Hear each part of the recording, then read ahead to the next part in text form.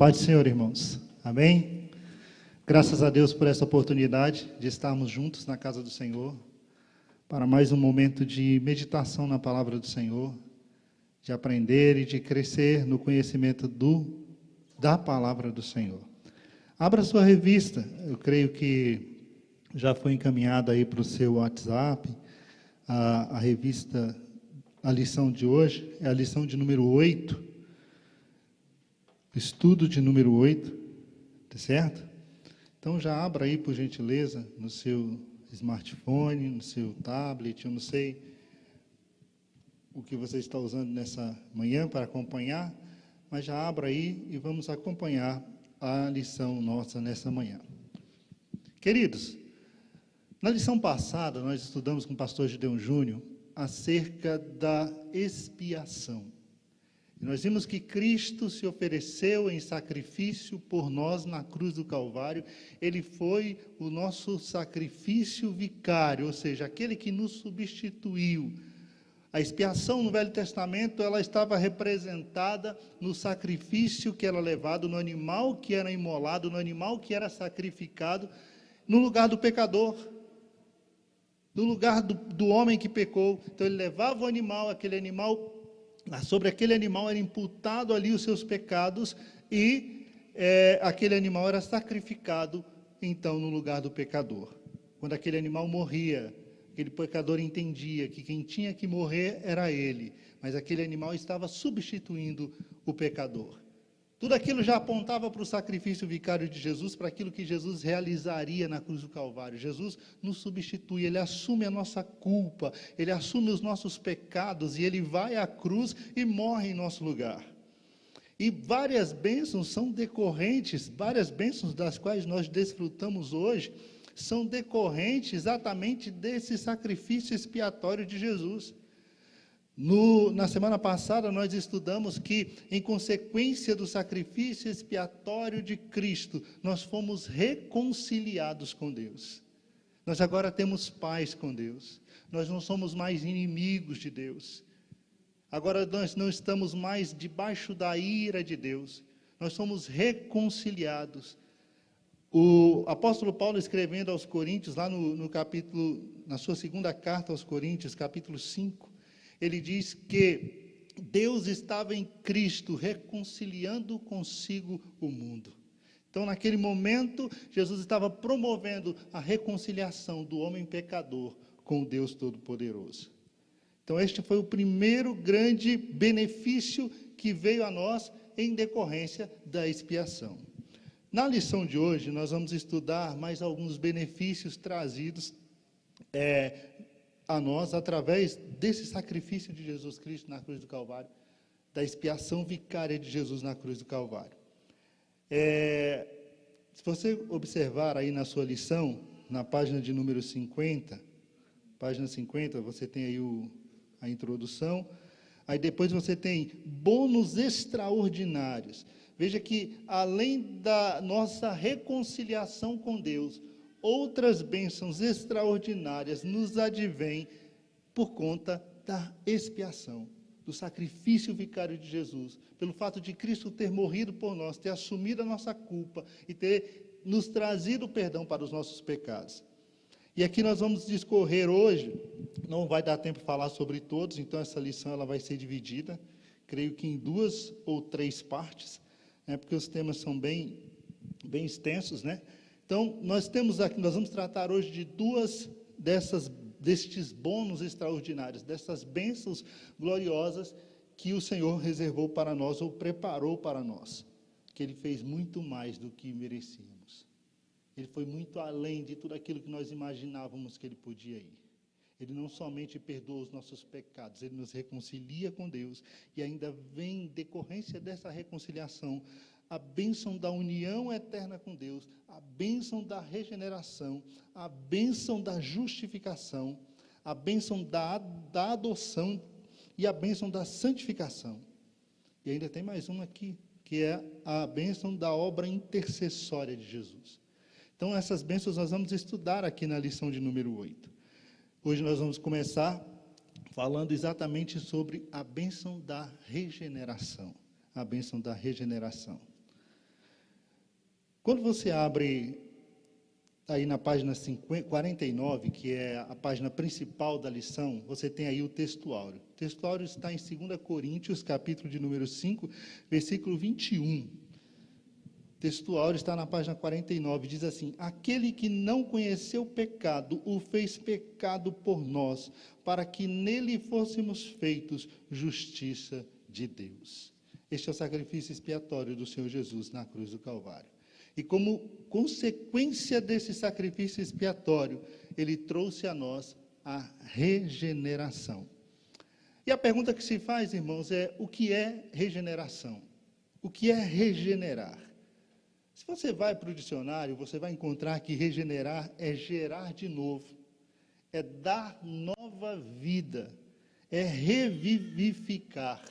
Isso é regenerar, é gerar de novo. E é exatamente isso que acontece com o pecador, quando ele vai a Jesus, quando ele entrega a sua vida a Cristo, quando ele aceita Jesus, quando ele crê no sacrifício vicário de Jesus. Ele recebe o perdão dos seus pecados e ele é regenerado. Ele é regenerado. Regeneração é o ato divino que concede ao pecador que se arrepende uma nova vida, uma vida mais elevada, mediante a união pessoal desse pecador arrependido com o próprio Cristo, com o próprio Senhor. Então veja que é esse ato de Deus, é algo que somente o Senhor pode realizar, que pega esse pecador que se arrependeu dos seus pecados, que agora creu no sacrifício de Jesus e concede a ele uma vida nova, concede a ele uma vida regenerada, uma vida recriada.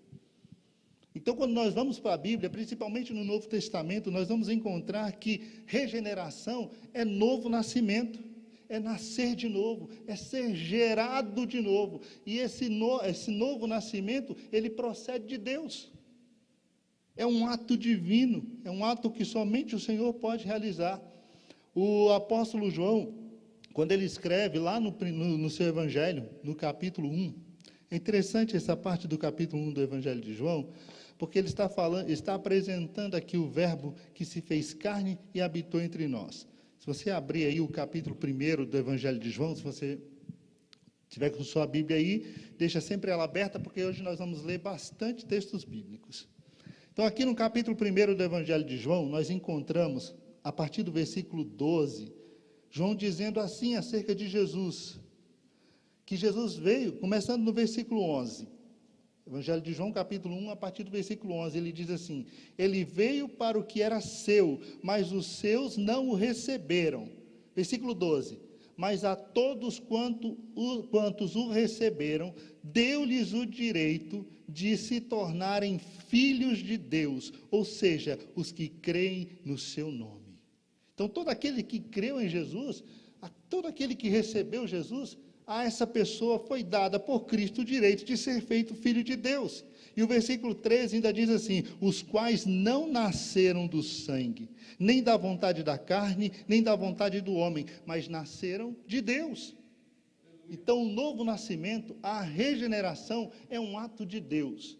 É alguém que nasceu de Deus, foi regenerado, foi recriado pelo próprio Deus. O apóstolo Pedro, na sua primeira epístola, capítulo 1, versículo 3, Pedro faz uma declaração linda a esse respeito. Lá no versículo 3 do capítulo 1, ele diz assim: bendito seja o Deus e Pai de nosso Senhor Jesus Cristo, que nos gerou de novo para uma viva esperança. Bendito seja o Deus e Pai de nosso Senhor Jesus Cristo, porque Deus, o Pai de nosso Senhor Jesus Cristo, Ele nos gerou de novo. Então veja que o novo nascimento, a regeneração, é um ato do próprio Deus. É o nascer de novo, é o nascer de Deus, é o ser gerado pelo próprio Deus, ser regenerado pelo próprio Deus. No encontro de Jesus com Nicodemos, é uma história que nós conhecemos bastante, né? Jesus, ele chega para Nicodemos e ele diz que, falando da necessidade de nascer de novo, estou aqui no capítulo 3, deixa eu ir para o versículo, para eu não falar meio truncado. Jesus diz que o novo nascimento é obra do Espírito Santo. Deus opera em nós o novo nascimento através do Espírito Santo. A regeneração através do Espírito Santo. Evangelho de João, no capítulo 3, versículo 8, Jesus diz assim para Nicodemos: o vento sopra onde quer. Tu escutas o seu som, mas não sabes de onde vem, nem para onde vai. Assim ocorre com todos os que são nascidos do Espírito. Todos aqueles que são nascidos de novo, são regenerados. É a obra do Espírito Santo, é o Espírito que age na vida do homem, transformando-o completamente, modificando-o completamente. O apóstolo Paulo, quando ele escreve a Tito, se você for lá para a carta de Paulo a Tito, está antes da carta aos Hebreus. Antes da carta aos Hebreus tem Filemão e antes de Filemão tem Tito. Tito capítulo 3, versículo 5, o apóstolo Paulo, ele diz que a regeneração, ela é purificadora. Essa purificação que ocorre em nossas vidas. Capítulo 3, versículo 5, diz assim, Paulo aqui está falando acerca da nossa salvação em Jesus Cristo. Ele diz, não por causa de alguma atitude justa que pudéssemos ter praticado. Falando, olha, nós não fomos salvos, não foi porque praticamos alguma obra de justiça, até porque a nossa justiça diante de Deus, a Bíblia diz que não passa de quê? De trapos de imundície. Então não havia nada que eu e você pudéssemos fazer para sermos salvos, não havia nada que eu e você pudéssemos realizar para, diante de Deus, recebermos a salvação. Ao homem isso é impossível, o próprio Jesus declarou isso. Deus providenciou isso através de Jesus. E Paulo aqui no versículo 5 da carta a Tito, ele diz assim, não por causa de alguma atitude justa que pudéssemos ter praticado, mas devido à sua bondade. Devido à sua bondade, Ele nos salvou por meio do lavar regenerador e renovador do Espírito Santo. A regeneração, então, é esse lavar de Deus em nossa vida, essa purificação de Deus em nossa vida. O lavar aqui é exatamente, esse verbo aqui no grego está se referindo a tomar um banho, a tirar a sujeira, a tirar a imundície, a purificação mesmo, a limpeza. A limpeza, então, é isso que o apóstolo está falando. A regeneração é exatamente esse momento em que a alma humana, ela é completamente lavada de toda a impureza da vida pregressa. De tudo aquilo que se viveu antes de conhecer o Senhor. A regeneração, ela vem com essa purificação de Deus. Então, ele diz, esse lavar regenerador. E ele vai além, esse lavar regenerador, e é um lavar também renovador. Daí, a regeneração, ela ser também essa vivificação que Deus realiza na vida do ser humano. O apóstolo Paulo, quando ele escreve aos Efésios, lá no capítulo 2, eu gosto muito desse texto, ele descreve, no capítulo 2, ele descreve quem nós éramos, como nós vivíamos, a obra salvadora de Deus pela nossa vida, e aquilo que nós seremos no futuro, A igreja foi colocada juntamente com Cristo nos lugares celestiais. Então, o capítulo 2 de Efésios é de uma riqueza espiritual muito grande. E no capítulo 2 da carta aos Efésios, logo no versículo 1, o apóstolo Paulo diz assim, Ele vos concedeu vida, estando vós mortos nas vossas transgressões e pecados. Ou seja, o pecado, ele destruiu a alma humana, ele trouxe a morte espiritual ao homem, esse distanciamento, esse afastamento, essa separação do homem completa de Deus. E Paulo diz, olha, nós estávamos assim, mas Ele, Deus, nos concedeu vida. E quando você vai lá para o versículo 5 ainda do capítulo 2, ele diz, no versículo 4, ele diz assim, no entanto, Deus que é rico em misericórdia, por meio do grande amor com que nos amou, deu-nos vida com Cristo, estando nós ainda mortos em nossos pecados. Portanto, pela graça, sois salvos. Então, veja que a regeneração, então, é esse processo vivificador. Quando Deus nos tira dessa situação de morte espiritual, de afastamento e distanciamento de Deus, e nos traz vida espiritual, nos dá vida espiritualmente, nos faz viver uma vida nova, uma vida nova. Além de vivificar, A regeneração, ela transforma, transforma o ser humano em todos os aspectos. Ela traz uma transformação intelectual, uma transformação de mente, uma transformação de pensamento, uma transformação da maneira de ver, da maneira de viver, da maneira de sentir. É uma mudança completa, é uma mudança radical. O apóstolo Paulo ele diz, não vos conformeis com este século, mas transformai-vos pela renovação do vosso entendimento, ou seja, nosso entendimento, nossa mente, ela foi renovada, porque nós fomos vivificados, porque nós fomos regenerados. Nós somos regenerados. Nós agora temos a mente de Cristo, nós conseguimos ter a capacidade de compreender as coisas espirituais, entender as coisas espirituais. O apóstolo diz, olha, o homem carnal, ele tem dificuldade em entender as coisas espirituais. O homem que não é espiritual, ele tem dificuldade dessa compreensão. Mas nós temos a mente de Cristo. Por quê? Porque o Espírito de Deus agora passou a habitar em nós. Nossa mente foi renovada. Nossa mente foi transformada, nossos sentimentos, nossas emoções. Deus agiu em nós, trazendo uma transformação completa. Nos deu uma vida nova. Uma vida nova, uma vida completamente nova. Regeneração é também recriação, é criar de novo, é criar de novo. Veja que o mesmo Deus que criou o homem lá no Jardim do Éden e soprou em suas narinas o fôlego de vida, agora, através de Jesus Cristo, Ele tem a necessidade de recriar o homem. Nós somos criados novamente, somos feitos nova criação em Cristo Jesus. Isso é regeneração. O apóstolo Paulo, quando ele escreve lá na sua carta aos Coríntios, 2 Coríntios, capítulo 5, versículo 17, ele diz assim, quem agora está em Cristo, nova criatura é. As coisas velhas passaram, tudo se fez novo. Ou seja, quem veio a Cristo, quem recebeu Jesus, quem creu no sacrifício de Jesus, recebeu uma vida nova, foi regenerado, foi recriado, é nova criação. Aleluia. É nova criação. É uma nova criação de Deus. E nós vemos isso também lá em Efésios capítulo 2, versículo 10. Efésios 2:10, Paulo diz assim, pois somos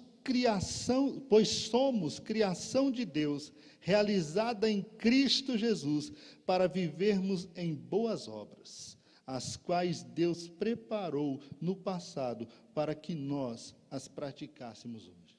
Ele diz, nós somos criação de Deus em Cristo Jesus. Então a regeneração é esse processo, onde Deus cria um homem novo.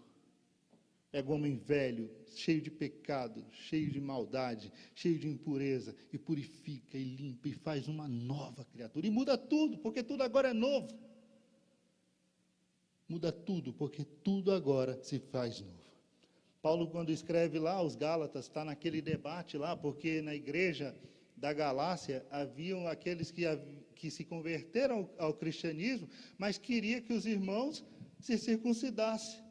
Queria que os irmãos que se converteram ao cristianismo, aceitaram Jesus, continuassem guardando os preceitos da lei. Paulo vem rebatendo isso na sua carta aos Gálatas. E quando chega lá no capítulo 6, no versículo 15, ele diz assim, olha, ser circuncidado ou não ser circuncidado, isso não tem valor nenhum espiritualmente. Isso não tem valor nenhum espiritualmente. O que realmente importa é ser nova criatura. O que realmente importa, diz Paulo ali, é ser nova criação, é ter nascido de novo, é ter sido regenerado, é ter uma vida nova em Cristo Jesus. Isso sim é que tem valor. Isso sim é que tem valor. Então Paulo aponta isso. E por fim, regeneração é ressurreição. É ressurgir para uma vida nova. E isso fica muito claro na simbologia do batismo. O apóstolo Paulo, quando ele escreve aos Romanos, lá no capítulo 6, ele fala exatamente dessa identificação nossa com Cristo. Nós nos identificamos com Cristo na sua morte e também nos identificamos com Cristo na sua ressurreição. E isso fica muito claro no batismo. Capítulo 6 de Romanos, versículo 4. Paulo diz assim, capítulo 6, versículo 4, Portanto, fomos sepultados com ele na morte, por meio do batismo, com o propósito de que, assim como Cristo foi ressuscitado dos mortos, mediante a glória do Pai, também nós vivamos uma vida nova. Então Paulo diz, olha, da mesma forma que Cristo morreu, foi sepultado e ressuscitou, nós também, nós morremos com Cristo, nós somos crucificados com Ele, e nós fomos sepultados nas águas do batismo, e quando de lá saímos, nós ressurgimos para uma vida nova. Nós ressurgimos para uma vida nova. Aí o versículo 5 ele diz, se desse modo fomos unidos a Ele na semelhança da sua morte, com toda certeza o seremos também na semelhança da sua ressurreição. Então nós somos unidos a Cristo na semelhança da sua morte e também na semelhança da sua ressurreição. Assim como Cristo ressurgiu, quando nós fomos batizados e saímos dali, saímos para uma vida nova. Saímos para uma vida diferente. O velho homem agora é morto, foi sepultado. Foi sepultado. E se você continuar a leitura aqui no capítulo 6 de Romanos, Paulo vai dizer, assim, pois, considerai-vos mortos para o pecado, mas vivos para Deus. É assim que nós temos que nos considerar, é assim que nós temos que agir, porque de fato nós morremos para o mundo, nós somos sepultados para o mundo, nós morremos para o pecado, e nós temos que nos considerar morto para o pecado e vivo para Deus. Eu vi um pastor trazendo uma ilustração interessante sobre esse considerar-se. Ele falava o seguinte, que um homem fez um jogo na loteria, né? Fez lá preencheu o seu número lá, no bilhete da loteria, e ele, no dia de conferir o jogo, né? No dia de conferir o resultado, ele viu que ele tinha acertado todos os números. Acertou todos os números. Então ele ficou feliz e falou, poxa, estou rico, estou milionário, eu ganhei. E ele já começou a viver como milionário. A partir daquele momento ele olhou e falou, eu ganhei, já começou a viver como milionário. Já foi na loja e falou, eu vou querer esse carro aqui do ano, eu vou querer aquele outro carro ali, eu vou querer aquela casa ali, eu vou comprar não sei mais o quê. Já começou a gastar aquilo que nem tinha ganhado ainda, porque ele já estava se considerando um milionário. Ele já se considerava assim, e por se considerar assim, ele já começou a viver como se fosse o milionário. Depois ele descobriu que ele não tinha pago o jogo, ele não tinha registrado o jogo. Mas isso nos ilustra exatamente o fato de que você se considerar morto para o pecado é você viver assim, é você ter a atitude de quem morreu. O pecado vai bater na sua porta, você já morri para isso aí. Eu já morri para isso aí. Essas coisas fazem parte do meu passado. Eu já morri para essas coisas. Eu não posso mais viver nelas. Essas coisas já não me influenciam mais. Essas coisas não me influenciam mais. Eu vivo para Deus. E Paulo diz, não somente se considerar morto para o pecado, mas tem que se considerar vivo para Deus. E considerar-se vivo para Deus é estar todo dia oferecendo o seu corpo em sacrifício vivo, santo e agradável a Deus. Os membros do seu corpo como instrumento de justiça diante do Senhor. Então, a regeneração é exatamente esse ressurgir para uma vida nova. Essa ressurreição. Nós que estávamos mortos em nossos delitos e pecados, ressurgimos em Cristo para uma vida nova. John Wesley, ele dizendo acerca da regeneração, ele disse o seguinte, é a grande mudança que Deus opera na alma quando a vivifica, quando a levanta da morte do pecado para a vida de justiça. Então, a regeneração é isso. Esse momento em que Deus opera na alma humana uma vivificação.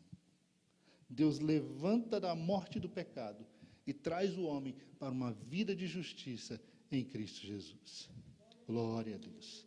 Glória a Deus. É muito mais do que nós merecíamos, né, irmãos? É muito mais do que nós imaginávamos que Ele faria por nós. Perdoar os nossos pecados e nos dar o direito de entrar no céu, bastaria. Mas Ele não falou, olha, você vai viver aqui, mas você vai viver uma vida nova, uma vida diferente, uma vida transformada. Aleluia. Há alguns aspectos importantes da regeneração que a gente tem que guardar, que a gente tem que observar, que a gente tem que considerar. E o primeiro aspecto importante a ser considerado da regeneração é que a regeneração, ela é uma necessidade. Ela é uma necessidade. Não é algo que o cristão pode ser ou não ser, é necessário que ele seja regenerado. Se você observar o encontro de Jesus com Nicodemos, esse diálogo de Jesus com Nicodemos, ele se aproxima de Jesus lá no capítulo 3, e ele chega e diz, mestre, ele foi se encontrar com Jesus de noite. As pessoas dizem que porque ele não queria ser visto, né, com Jesus, porque ele era membro do Sinédrio, ele estava na alta cúpula da religião daquela época, e a religião daquela época, os religiosos, os judeus, a liderança religiosa não queria saber de Cristo. Então ele foi se encontrar com Jesus, e quando ele chega lá, ele diz, mestre, bem sei que és mestre vindo de Deus, porque ninguém pode fazer os milagres que tu fazes, se Deus não for com ele.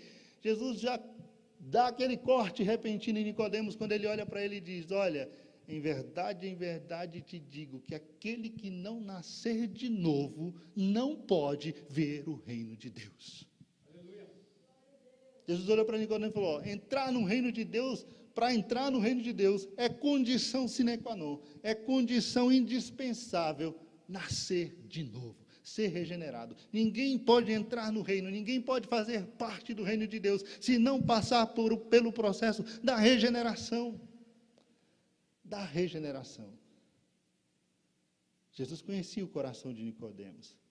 Talvez a resposta de Jesus, que aos nossos olhos parece ser bem áspera, bem assim, abrupta diante do questionamento, é porque Jesus estava respondendo ao coração de Nicodemos.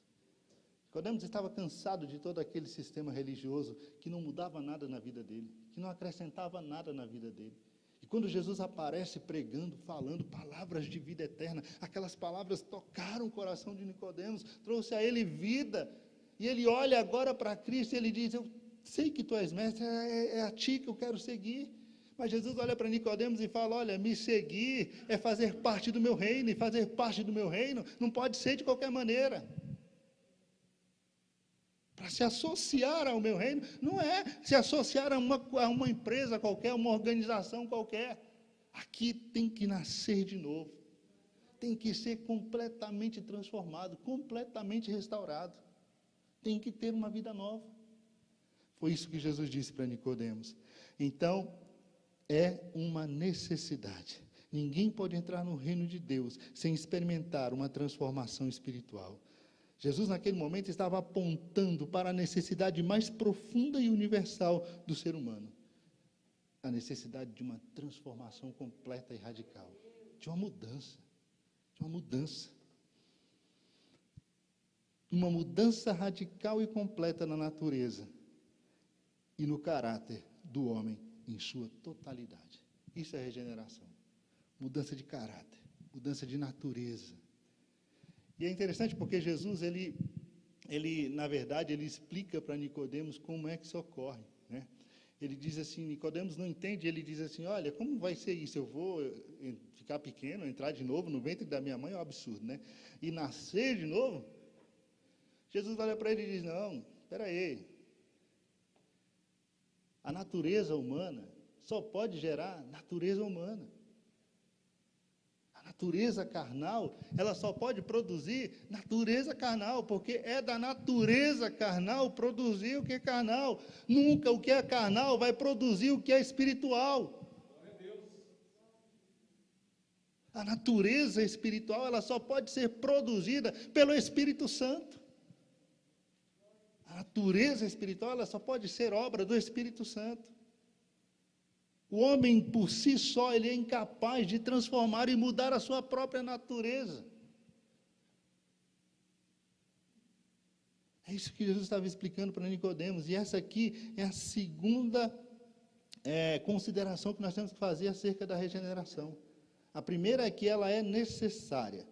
E a segunda consideração que temos que fazer é que o homem não pode transformar-se a si mesmo. O homem não pode promover uma mudança na sua própria natureza. Porque a natureza carnal, ela só vai produzir natureza carnal. Jesus disse, o que é nascido da carne é carne. O que é nascido da carne é carne. Agora, aquilo que é nascido do Espírito é Espírito. É o Espírito que produz a nova natureza, é o Espírito que realiza. O homem não pode.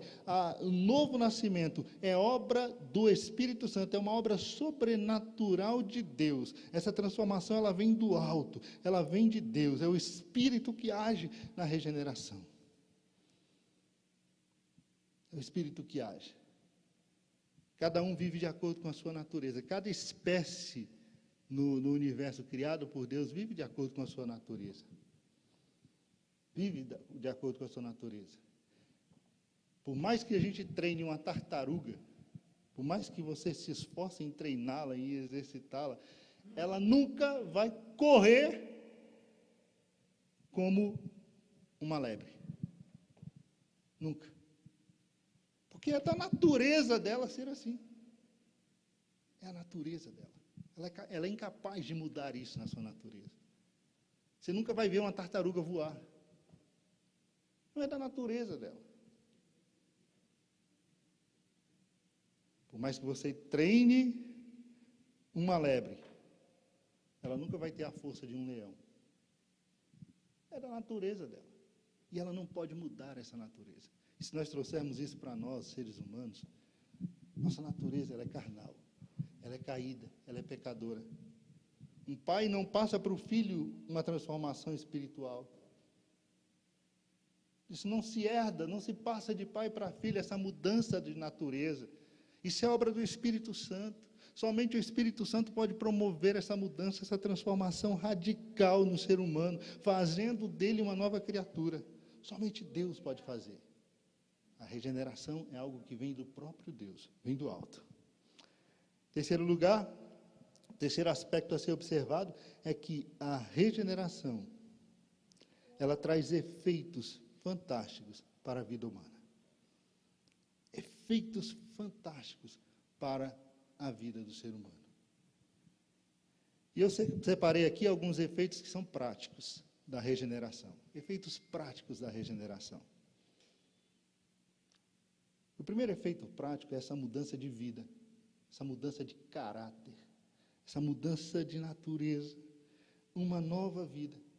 Quem roubava, agora não rouba mais. Quem mentia, agora não mente mais. Quem vivia na prostituição, agora já não vive mais. Ele é nova criatura. Ele nasceu de novo. Ele foi transformado. E se você perguntar o que aconteceu, ele vai falar, não sei, eu aceitei Jesus e as coisas foram mudando, as coisas foram acontecendo. Ou seja, o Espírito foi trabalhando em seu caráter, em sua vida, e foi trazendo para ele a regeneração, transformando essa pessoa em uma nova criatura. Acho interessante o texto de Paulo, lá em 1 Coríntios, no capítulo 6. Abra, por gentileza. 1 Coríntios, capítulo 6, versículo 9. Olha o que Paulo diz aqui.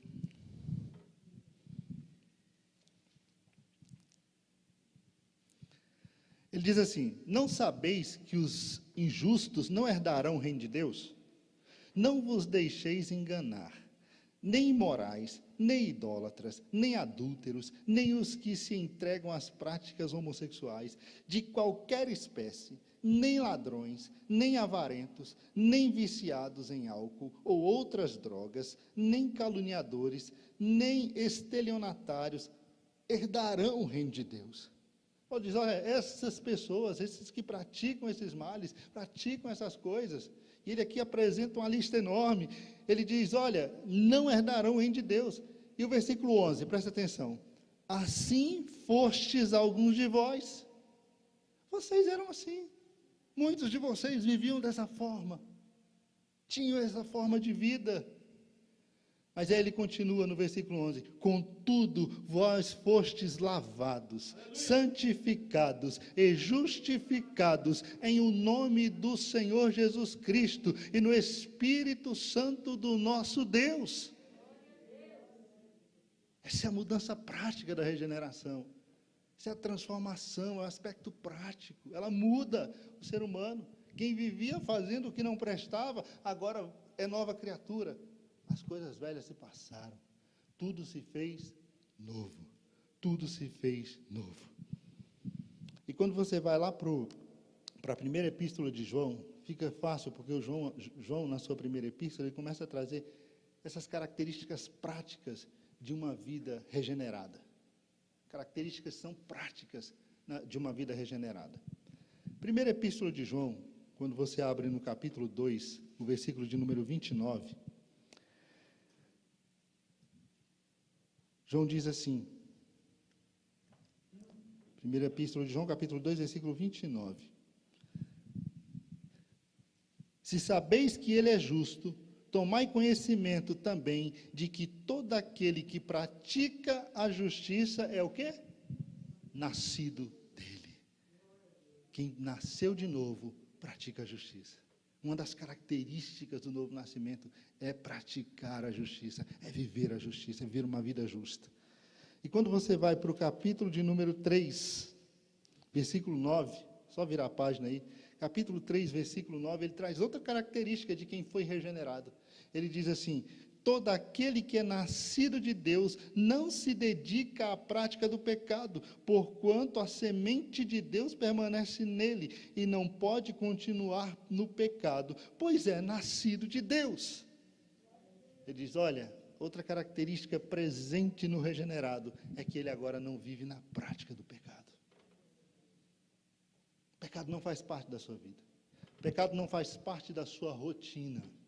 E se você for lá para o capítulo 5, ele repete isso, capítulo 5, versículo 18, ele diz, ora, sabemos que todo aquele que é nascido de Deus não é escravo do pecado. Antes, aquele que é nascido de Deus, Deus o protege e não permite que o maligno o possa tocar. Ou seja, essa característica de não viver na prática do pecado. Ah, pastor, então quer dizer que agora eu aceitei Jesus, eu nasci de novo, eu não peco mais? A gente pode pecar, irmãos. Só que o pecado ele não é uma rotina na nossa vida. O pecado passa a ser um acidente de percurso.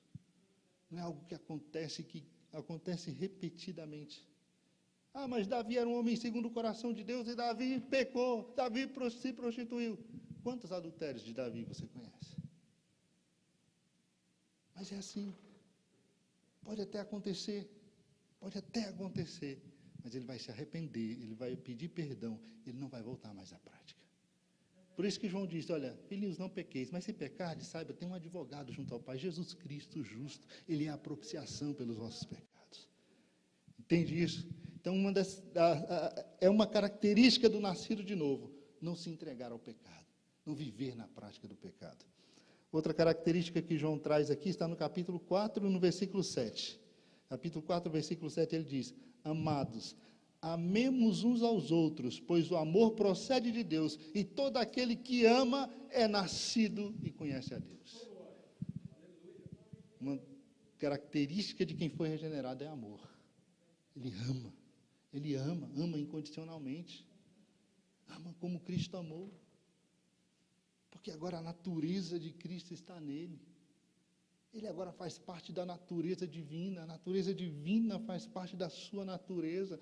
E a natureza divina é amor. E ele vai viver essa essência de amor, porque ele conhece a Deus, ele tem a Deus, ele nasceu de novo.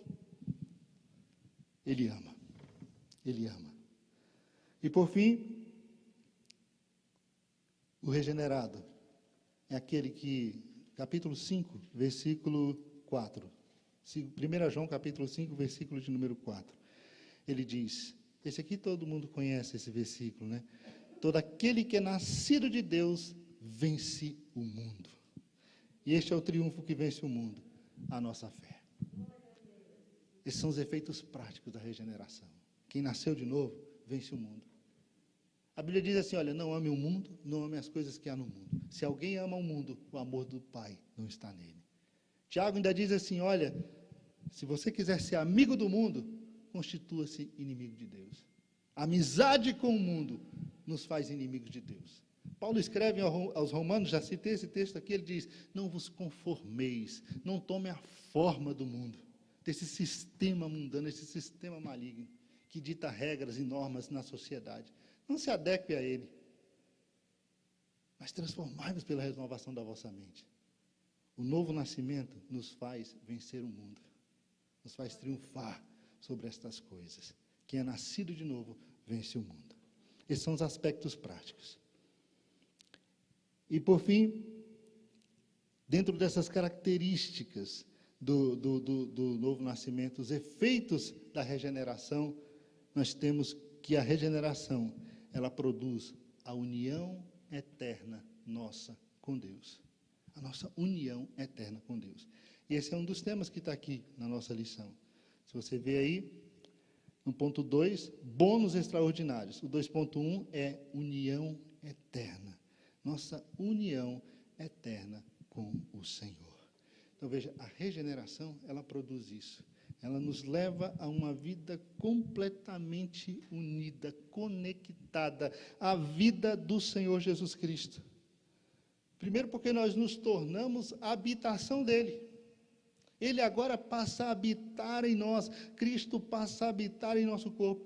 O apóstolo Paulo, quando ele escreve aos Gálatas, lá no capítulo 2, versículo 20, ele diz, aquele texto que todo mundo conhece, né? Já estou crucificado com Cristo.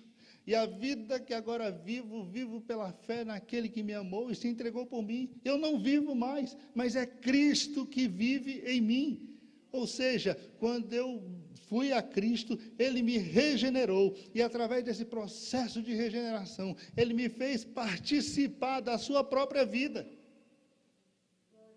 Cristo me fez parte da sua vida, porque Ele agora veio reinar em mim, Ele veio habitar em mim, Ele veio habitar no meu corpo. Estamos unidos a Ele espiritualmente. Abra, por gentileza, 1 Coríntios.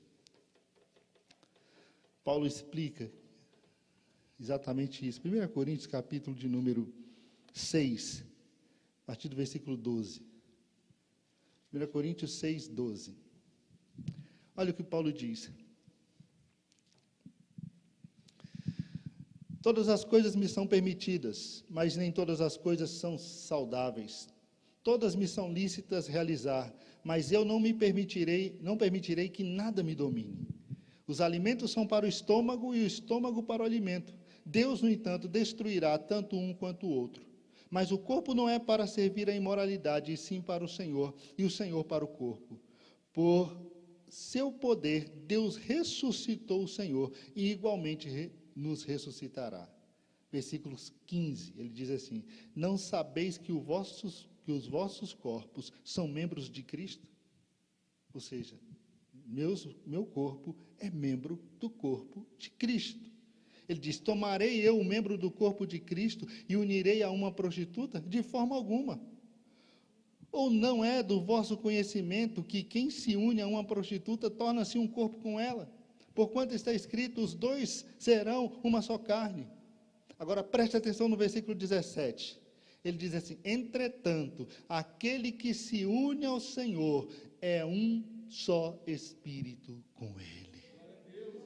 É um só espírito com Ele. Foi isso que Cristo fez, irmãos. Foi isso que Cristo fez. Nós fomos regenerados. E quando fomos regenerados, nós fomos unidos à vida de Cristo. Nós somos agora um só espírito com Ele. Nós estamos unidos a Cristo, completamente ligados a Ele. Nós somos agora parte do seu corpo. Nós estamos nele e Ele está em nós. Ele está em nós. E a maior prova dessa união é essa. Ele nos fez parte do seu corpo. Participar do corpo de Cristo. Ele nos deu esse privilégio de sermos membros do corpo de Cristo. Quando você lê 1 Coríntios capítulo 12, só mudar um pouquinho a página aí, 1 Coríntios capítulo 12, versículo 27. Paulo diz isso muito claro. Aqui ele fala exatamente, faz essa comparação, nessa didática maravilhosa, mostrando que, assim como o corpo humano tem muitos membros, e cada membro tem sua função, cada um foi colocado ali com uma função específica, assim é o corpo de Cristo, assim é a igreja como o corpo de Cristo. E no versículo de número 27 ele diz, ora, vós sois o corpo de Cristo e cada pessoa entre vós, individualmente, é membro desse corpo. Aleluia. Em outra tradução diz, e cada um de vós são seus membros em particular. Ou seja, eu e você, nós somos membros, parte do corpo de Cristo. Glória a Deus, somos unidos a Ele, estamos ligados a Ele, porque somos parte do seu corpo. Veja que uma ilustração excelente disso é o momento da ceia. O momento da ceia. Você observa que quando Jesus ele foi celebrar a ceia com os seus discípulos, ele toma o pão, ele dá graça e ele parte, ele diz: este é o meu corpo que é partido por vós. Tomai, comei, é o meu corpo, foi partido por vocês. Ele pega o cálice e ele diz: este é o meu sangue, é o sangue da nova aliança, foi derramado por vocês. Tomam e bebam.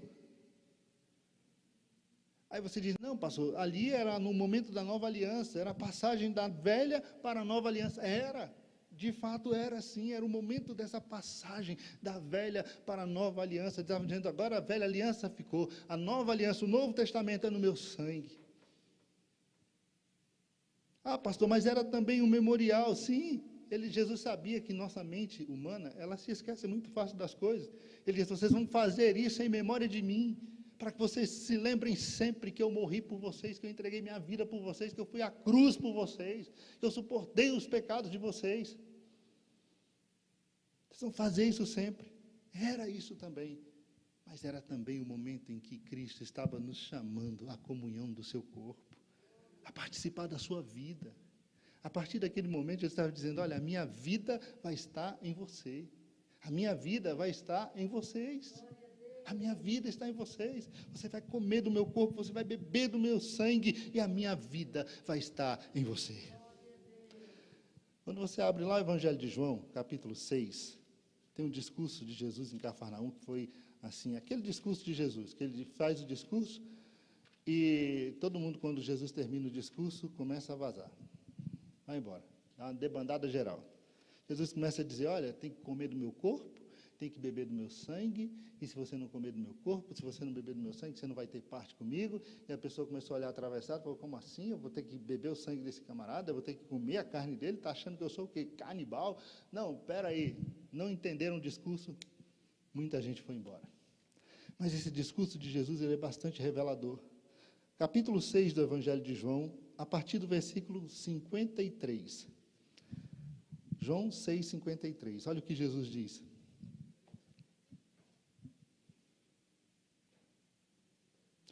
Então Jesus advertiu: em verdade vos afirmo, se não comerdes a carne do Filho do Homem, não beberdes o seu sangue, não tereis vida dentro de vós. E todo aquele que comer a minha carne e beber o meu sangue tem vida eterna. Eu o ressuscitarei no último dia. Então veja que participar do corpo, do sangue de Jesus é ter vida, é ter a vida de Cristo em nós. Versículo 55, pois a minha carne é verdadeira comida e o meu sangue é verdadeira bebida. Aquele que come a minha carne e bebe o meu sangue permanece em mim e eu nele. Assim como o Pai que vive me enviou e eu vivo por causa do Pai, assim aquele que se alimenta de mim viverá por minha causa. Aleluia. Este é o pão que desceu do céu, de modo algum comparável ao maná, comido por vossos pais, que agora estão mortos. Aquele que comer deste pão viverá para sempre. Aleluia. Você entende isso? Jesus disse: olha, a minha vida vai estar em vocês. A minha vida agora está em você. Você tem a vida eterna, você tem a vida de Cristo. Você está unido a Cristo. E a ceia, esse símbolo, essa representação. Veja que aqui o discurso, né, foi pesado e muita gente se debandou. Mas quando Jesus fala isso para os discípulos, eles não questionam. Parece que eles já entenderam isso. Que a vida de Cristo agora estaria neles. O apóstolo Paulo, ele aprofunda esse conhecimento quando você abre lá em 1 Coríntios capítulo 10. Você abre 1 Coríntios 10, veja Paulo aprofundando isso. Paulo aqui no capítulo 10 de 1 Coríntios, ele está falando de idolatria.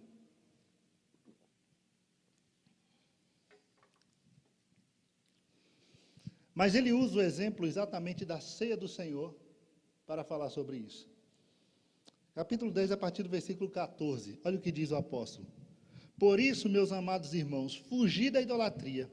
Falo isso a pessoas sensatas. Julgai vós mesmos o que estou afirmando.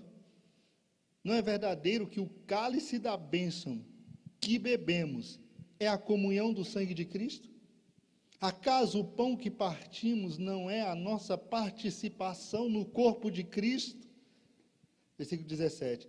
Como há somente um pão, nós somos muitos, somos um só corpo, pois todos participamos de um único pão. Observai o povo de Israel, porventura os que comem do sacrifício não são participantes do altar? Versículo 19. Sendo assim, o que estou querendo dizer?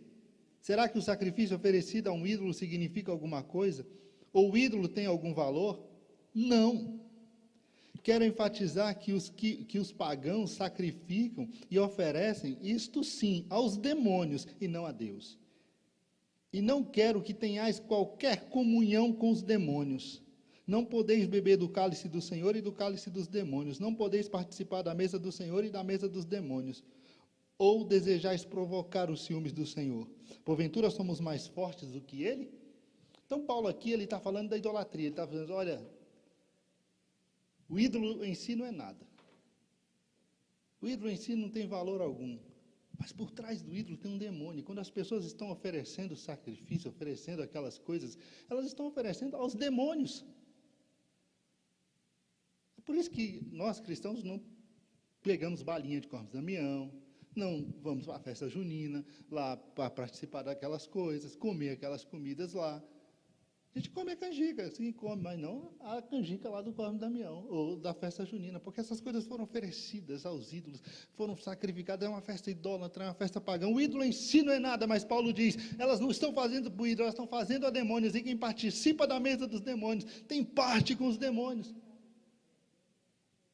Sabe, mas eu quero ficar com a primeira parte, que ele diz assim, porque a analogia que ele faz é essa. Quando nós participamos da mesa do Senhor, quando nós participamos do cálice da bênção, quando nós participamos do pão, nós estamos participando do corpo de Cristo, nós temos parte com Ele, nós somos agora parte do Senhor. Aleluia. Você entende isso?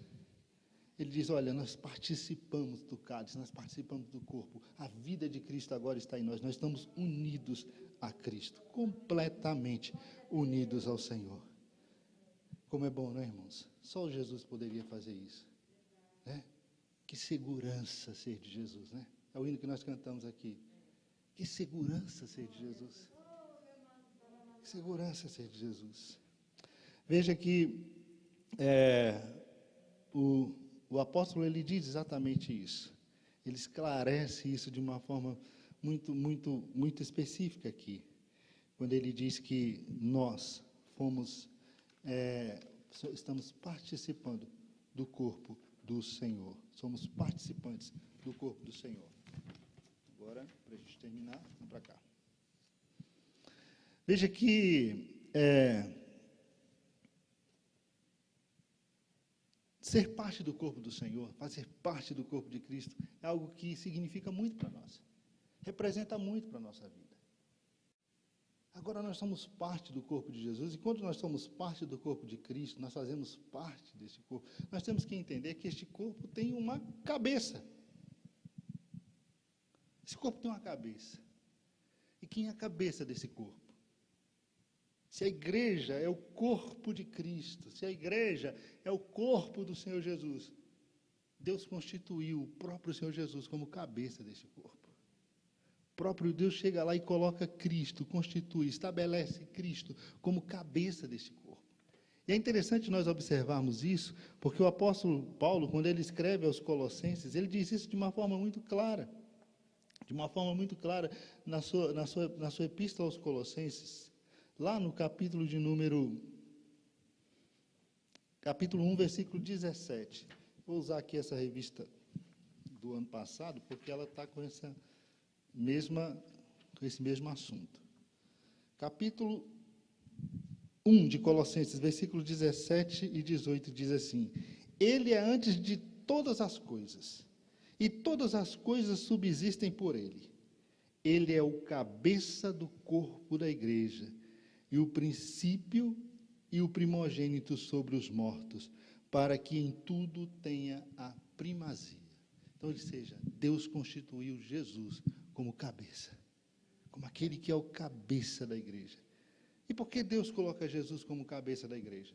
Se você ler o texto de Romanos, quando Paulo também, lá em Romanos, faz essa comparação da igreja com o corpo de Cristo, Paulo diz que Deus estabeleceu cada membro em seu lugar. Então é Deus quem diz quem vai ser mão nesse corpo, quem vai ser pé nesse corpo. É Deus quem diz quem vai ser orelha, quem vai ser dedo. E Deus foi quem disse que Jesus é o cabeça. Então Deus o constituiu cabeça. E por quê? Quando você lê Efésios, no capítulo 5, versículo 3, Paulo diz: Cristo é o cabeça da igreja, sendo Ele próprio o salvador do corpo. Só isso bastaria. Ele é o cabeça porque Ele mesmo vai salvar o corpo. Ele é o salvador do corpo. Então, Cristo é o cabeça da igreja. E qual é a implicação disso para nós, como membro deste corpo? Primeira coisa que eu tenho que entender, que, como membro do corpo de Cristo, a minha relação com Cristo, que é o cabeça, é uma relação vital. É uma relação vital. Você já viu algum corpo andando sem cabeça por aí? Nunca vi. Já viu sem mão? Já. Já viu sem pé? Já. Sem olho? Já. Mas sem cabeça? Não. Porque um corpo sem cabeça é o quê? Defunto. O corpo sem cabeça é morto. Não tem vida. A vida, ela vem daqui, ó, do cérebro. Ela vem da cabeça. E a igreja não é diferente. A igreja recebe essa vida de Cristo. A vida que a igreja tem, a vida que nós recebemos, ela vem diretamente dele, ela vem do próprio Cristo. Ela vem do próprio Cristo. É Ele quem nos dá a vida, Ele é que é a fonte da vida. É o Senhor que é a fonte da vida. Entenda o seguinte, irmãos, o corpo, ele tem muitos membros. E cada membro tem a sua função específica nesse corpo, mas todos, para terem vida, têm que estar ligados ao corpo. Os membros, para terem vida, têm que estar ligados ao corpo, porque fora do corpo ele não tem contato com a cabeça. Fora da igreja não tem como ter contato com Cristo, não tem como ter relacionamento com Cristo. Então é necessário que esteja na igreja e que faça parte da igreja. Nosso relacionamento com Cristo é um relacionamento vital, porque Ele é o cabeça e a vida vem dEle. Segundo ponto é que o nosso relacionamento com Cristo é um relacionamento de dependência. O nosso relacionamento com Ele é um relacionamento de dependência. Todo o nosso corpo depende da nossa cabeça. Depende do nosso cérebro. Você sabia que o cérebro aqui comanda todo o corpo? O cérebro aqui comanda tudo. Se você levanta, é porque seu cérebro deu a ordem ao seu corpo para que ele se levantasse. Se eu pego esse copo e tomo água, é porque o meu cérebro deu ordem para a minha mão, para que ela pegue o copo e traga a minha boca para que eu beba água. Então, há uma dependência total do corpo, da cabeça, do cérebro. Aqui está o centro de tudo. Aqui está o sistema nervoso central. E o sistema nervoso central é que comanda todo o corpo, todos os órgãos, todos os sistemas, faz com que o corpo funcione. E há essa total dependência. Você sabe que quando uma pessoa morre não é quando ela para de respirar. Uma pessoa não morre quando o coração dela para de bater. Uma pessoa morre quando o seu cérebro para de funcionar. Quando ocorre a morte encefálica, quando as atividades cerebrais, elas param, aí a pessoa morre. Porque aí o corpo já não mais recebe os estímulos do cérebro para reagir, para fazer, para atuar. Você entende? Então há uma dependência, e com a igreja não é diferente. A nossa vida, a vida espiritual emana dele, emana de Cristo, que é o cabeça. Nossa vida vem dele, nós temos que estar ligados a ele, unidos a este corpo, recebendo dele tudo aquilo que precisamos, todos os impulsos que precisamos para ter vida espiritualmente.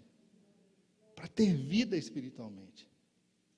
E por fim, nosso relacionamento com ele, além de ser um relacionamento vital, além de ser um relacionamento de dependência, é uma relação de sujeição, de subordinação e obediência. Sujeição, subordinação e obediência. É assim, não é o seu corpo? Quando o cérebro manda, o corpo obedece. O cérebro mandou pegar o copo, a mão vai e pega o copo. Já pensou se a mão não obedece? Se o cérebro fala, pega o copo, e a mão não vai, aí eu fico querendo pegar o copo, mas o cérebro manda, mas a mão não vai, a mão não obedece. Um corpo saudável, em pleno funcionamento, não age dessa forma. O cérebro mandou, ele faz. O cérebro deu a ordem para levantar, ele vai levantar. Deu a ordem para andar, as pernas vão andar. Porque está totalmente sujeito, está totalmente em subordinação, em obediência aos comandos do cérebro. E assim é a igreja, assim sou eu e você, como parte do corpo de Jesus. Nós estamos diretamente subordinados aos comandos, aos impulsos que vêm de lá. E como igreja, como membro desse corpo, nós não temos como dizer não para Ele. Olhar para Jesus e dizer, não vou fazer, não quero. Porque se isso acontecer, tem algo errado. Tem algo errado. Cristo é o cabeça deste corpo. E é dele que vem a ordem, que vem os comandos, que vem os impulsos para que o corpo viva plenamente, realizando todas as suas funções, vivendo intensamente. E o corpo está em completa obediência e submissão a Cristo, às suas ordens, ao seu comando. Glória a Deus. Entendeu isso, meu irmão? Então veja, a regeneração, então é esse processo que Cristo traz a nós uma nova vida nova, uma vida diferente. Nós somos completamente transformados, completamente modificados, completamente restaurados em Cristo Jesus. E agora que temos uma vida nova, agora que fomos purificados dos nossos pecados, agora que nascemos de novo, que houve uma mudança radical em nós, de caráter, de comportamento, porque o Espírito Santo começa a agir e trabalhar isso em nós, agora nós podemos estar totalmente, completamente ligados a Cristo. Somos parte de Cristo, a vida de Cristo está em nós. Nós recebemos dele essa vida. E a prova disso é que ele nos fez parte do seu corpo. Nos fez parte do seu corpo. Estar no corpo de Cristo é estar ligado diretamente a Ele. Ligado a Ele. Num relacionamento de completa dependência. De uma dependência que é vital. De uma dependência que é vital. E de completa obediência a Ele. De completa obediência a Ele e a sua palavra. Daí a necessidade de conhecer a vontade de Deus. Daí a necessidade de se estudar a Bíblia, de ler a Bíblia, de conhecer a palavra. Porque nós temos que viver a vontade do Senhor, praticar a vontade do Senhor. E a vontade de Deus, ela está expressa onde? Na sua palavra.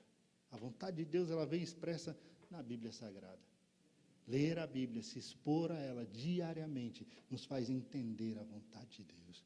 Nós estamos, como o corpo, recebendo os estímulos do cérebro para agir, para funcionar bem,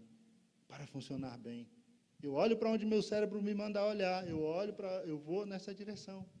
O cérebro comanda, o cérebro diz, o cérebro dá os impulsos. Com Deus não é diferente. É Deus quem orienta, é Deus quem controla. E meu corpo está em total sujeição à ordem de Deus, ao que Deus estabelece para que eu faça. É interessante a situação da paraplegia e da tetraplegia, né? Estava até vendo sobre isso, porque acho que foi eu que falei dessa lição no ano passado, e eu falava exatamente sobre esse aspecto, né? Porque quando alguém sofre alguma lesão na medula espinhal, dependendo da vértebra que foi atingida aqui, ele vai ter uma paralisia, ou parcial ou total no seu corpo. E isso ocorre exatamente porque aqueles membros do corpo deixam de receber os estímulos do cérebro. Se ele se tornou um paraplégico, é porque os membros inferiores não recebem mais os estímulos que vêm do cérebro. Ocorreu ali na medula espinhal uma lesão, e essa lesão ela impede que os comandos que o cérebro dá para o corpo cheguem até o membro, para que ele execute aquela função. Há um bloqueio ali. E muitas vezes, irmãos, nós estamos no corpo de Cristo exatamente assim. Estamos no corpo, estamos ligados ao corpo, mas não recebemos mais os estímulos do cérebro. Talvez até porque realmente fomos lesionados, sim. Alguém falou alguma coisa que a gente não gostou, alguém pisou no nosso pé, alguém falou alguma coisa que não deu certo, ou então a gente está insatisfeito mesmo com alguma coisa, e aí isso vem lesionando a gente fica na igreja, mas a gente não quer mais ler a Bíblia, a gente não quer mais orar, a gente não recebe mais os estímulos que vêm de Deus, da cabeça que é Cristo, e o corpo, e aquele membro ali naquele corpo vai ficando ali, vai se definhando. Vai se atrofiando, vai morrendo. Está no corpo, mas não funciona. Não exerce mais a sua função, porque não recebe mais do cérebro os impulsos. Mas no corpo de Cristo é diferente. Nosso corpo, talvez isso seja uma situação irreversível, mas no corpo de Cristo, não. No corpo de Cristo, se nós nos expormos novamente à sua palavra, se nós nos expormos novamente aos comandos do Senhor, nosso corpo amortecido vai de novo voltar a ter vida, vai de novo a receber os impulsos do cérebro, da cabeça que é Cristo, e vai de novo voltar a ter vida, vai de novo voltar a agir, a trabalhar, a produzir para o Senhor. Amém? Que Deus abençoe os irmãos. Nós vamos continuar nessa lição, a lição é muito interessante, essa lição de número 8. Hoje nós só vimos essas duas partes, né, acerca da regeneração e dessa união com Cristo. E no próximo domingo nós vamos continuar estudando, nós vamos ver a bênção da adoção de filhos, a bênção da justificação. Como Deus é bom, irmãos, como Deus é bom. O Senhor é bom, a misericórdia do Senhor, ela dura para sempre. Feche seus olhos, mesmo assentado. Pai querido e santo, muito obrigado pela tua palavra. Muito obrigado, Senhor amado, pela forma gloriosa como o Senhor veio a nós, através de Jesus Cristo. Não bastou simplesmente perdoar os nossos pecados, nos lavar das nossas impurezas. Não bastou, ó Deus amado, tirar de nós o peso do pecado, mas o Senhor nos uniu a Cristo de uma forma extraordinária. Nos fez um só com o Senhor. Obrigado, Senhor, pela bênção da regeneração, pela bênção da união eterna com o Senhor. Ajude-nos, Deus, a estarmos firmes nos teus caminhos, sempre recebendo de Ti, ó Deus, da Tua palavra, a orientação precisa para vivermos conforme a Tua vontade. Muito obrigado, Senhor, em nome de Jesus. Amém, amém.